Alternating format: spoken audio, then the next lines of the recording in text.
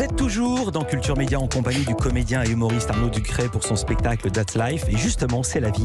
On va mieux le connaître avec le portrait pré-fame de Lisa Marie Marquez, le portrait de notre célébrité avant sa célébrité. Bonjour Lisa Marie. Bonjour Philippe, bonjour Arnaud Ducret.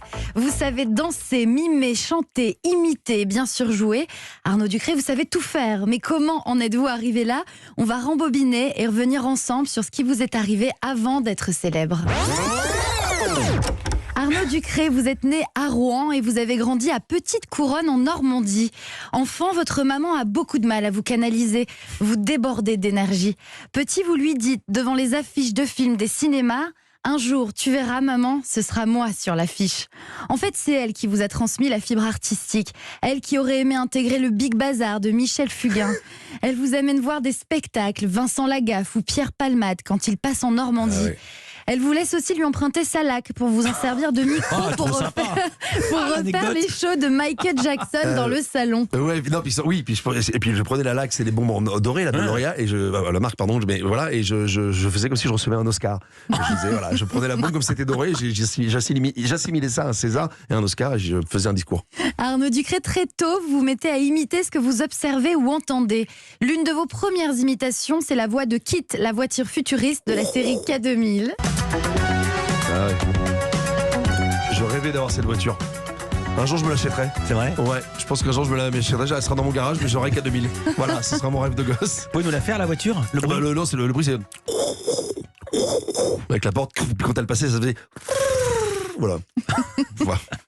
Arnaud Ducret, vous avez toujours voulu devenir comédien et faire rire parce que ça vous ouvre aux autres et ça crée de l'amour.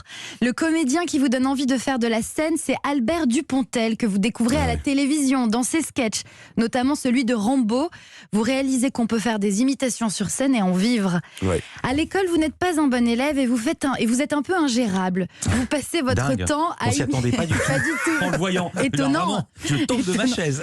Vous passez votre temps à imiter vos professeurs, à faire le clown. Vous faites parfois tellement rire le prof que vous réussissez à le faire sortir de la classe.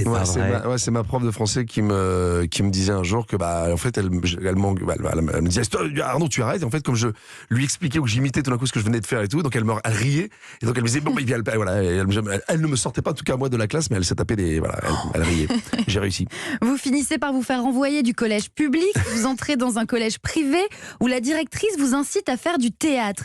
Pour vous, c'est une révélation. Vous retenez les textes alors que vous n'arriviez pas à vous souvenir des cours de français ou d'histoire. Ouais, c'est vrai ça. J'apprends très vite, par exemple. C'est fou ça, mais j'apprends hyper vite. Je suis très précis dans mon travail, logiquement. Enfin, voilà, je bosse, mais dans la vie de tous les jours, même là, encore maintenant, j'ai des gros problèmes à faire des par exemple. Ouais. C'est-à-dire que très vite, je peux me divaguer, penser à autre chose.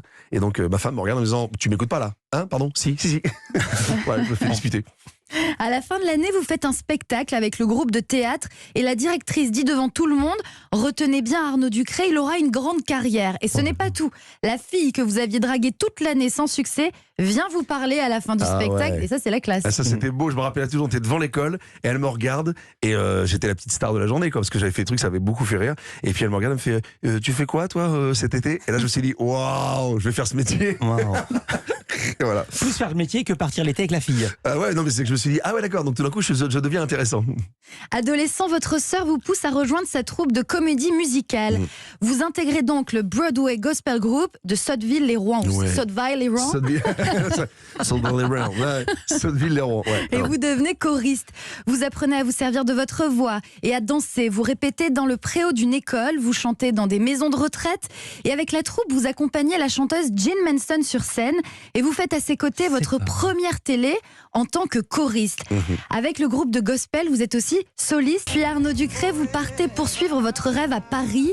Vous vous installez d'abord en coloc, en banlieue, dans un appartement tellement humide que l'eau coulait le long des murs. Ah ouais, 80% d'humidité, les mecs n'ont jamais voulu réparer. Et j'avais des textes que je bossais, tu sais, pour le Écoflorent où j'étais. Ouais. Et quand je laissais le livre ou la feuille à côté de mon lit avant de m'endormir, je relisais. Et le lendemain, la feuille était ondulée d'humidité. Et mon pote Romain, que j'aime tant, que j'embrasse, avait des champignons sur le buste qu'il n'avait pas eu avant. Non mais un truc, ma mère est sortie, c'est vrai qu'elle m'a dit qu'elle avait pleuré dans la voiture en disant mais il vit dans une cave. Non, ce qui me fait marrer, c'est l'anecdote sur votre pote qui a des champignons sur la poitrine. Non, le mec qui balance les doses. Non, on s'en fout, il se retourne, il dit c'est quoi ça? Et en fait c'était dû un peu à cette humidité improbable qu'il y avait dans la...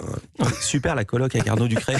Vous suivez des cours de théâtre au cours Florent, vous faites des petits boulots, vendeur dans un magasin de gadgets, vous doublez des films porno, vous le racontez sur scène, et vous êtes aussi serveur dans un restaurant de la rue Montorgueil. Et Arnaud Ducré, lorsque vous êtes serveur, vous ne savez pas ce que sont les pommes de terre sarladaises. Ah, oui, c'est là. Oui, je le sais. Alors, c'était la grande blague de mon pote qui venait à chaque fois. Il me dit, c'est quoi les pommes sarladaises? Et je faisais, pommes de terre revenues dans la graisse d'oie avec de l'ail, champignons et un peu d'herbe. C'est la bonne recette. Voilà. C'est bon. Comme tous les étudiants, vous profitez de votre temps libre pour faire la fête. Un soir, vous êtes en boîte de nuit, à une soirée, et dans le carré VIP, il y a Jamel Debbouze. Avec vos potes, vous tentez de rentrer vous aussi, mais vous vous faites refouler, vous devez rester de l'autre côté de la barrière, et vous dites à vos copains, un jour, ce sera nous dans le carré VIP. Ouais, c'est vrai. J'ai un jour, on me paiera pour que j'aille en boîte. Ouais. Et c'est arrivé ou pas? C'est arrivé une fois, oui, qu'on m'a payé pour que je vienne. Mais sinon, oui, j'aime bien aller en boîte, j'aime bien un peu le milieu de la nuit. C'était pourquoi? Je veux pas demander la marque et l'argent, mais je vais expliquer, il y a plein de stars qu'on voit dans les boîtes de nuit qui sont payées par la marque, par des bijoutiers, etc. Non, pas du tout, moi ça m'est arrivé une fois, c'était la boîte elle-même qui savait que je passais, elle m'a dit ça nous ferait plaisir que vous veniez. Voilà, bon, ça a été, je l'ai fait qu'une fois, voilà. Sinon c'est moi qui paye d'habitude. Arnaud Ducré, vous êtes très déterminé, vous avez un objectif, devenir comédien. Vous décidez un jour d'arrêter de sortir pour vous concentrer et pour réussir. Vous courez alors les castings. M6 vous repère et vous propose de faire des happenings dans le Morning Live, l'émission culte avec Michael Youn. Vous y faites une rencontre déterminante, Jérôme Commandeur. Vous le retrouvez ensuite dans la matinale de Rire et Chanson où vous écrivez des sketchs différents tous les jours. Ah ouais. On faisait 3 heures de sketch, enfin, il y avait 3 heures d'émission et on devait faire des sketchs tous les jours. Ils nous demandaient non rediffusables. C'est-à-dire que vous connaissez, chaque heure doit être un nouveau sketch. Et on en faisait 2-3 par heure. Donc c'était. Alors il y a eu des ratés. Et c'est la première fois de ma vie, je sais pas si vous le savez, où je fais un malaise. Je me rappelle toujours un matin, j'étais avec Jérôme, on écrivait. Et je lui dis, voilà, attends, je me sens pas bien là, je vais tomber. Et je me suis allongé par terre.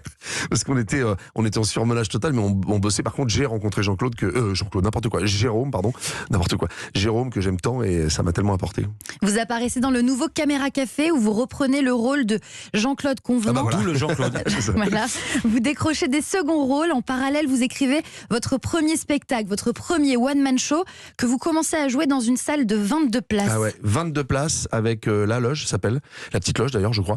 Rue La Bruyère à Paris. Et j'étais moi dans le hall de l'immeuble, dans le local à poubelle. Donc c'est-à-dire que j'ouvrais la porte et j'arrivais sur scène. Mais derrière, c'était le local à poubelle où il y avait un toilette. Et tous les jours, je vous jure que c'est vrai, je me rappelle, on croirait Princesse Sarah pour ceux qui connaissent le dessin animé. J'avais une souris qui venait me voir à chaque fois que je jouais. J'avais une petite souris. Je vous jure que c'est vrai, une petite souris qui était là. Alors je la regardais, puis elle me regardait. Et puis après, je la regardais, je lui parlais un peu. Je dis, bon, là, salut, toi, t'es là. Et puis après, je dis, bon, bah, je te laisse, je vais jouer, quoi. Et donc, j'allais jouer. Il y avait une souris qui était là. À chaque fois, c'était drôle, pour la petite histoire. En 2013, vous entrez dans le salon des gens avec la série Parents mode d'emploi sur France 2 et aussi avec Vendredi tout est permis, l'émission d'Arthur sur TF1. La suite, on la connaît et moi, je m'arrête là. Merci.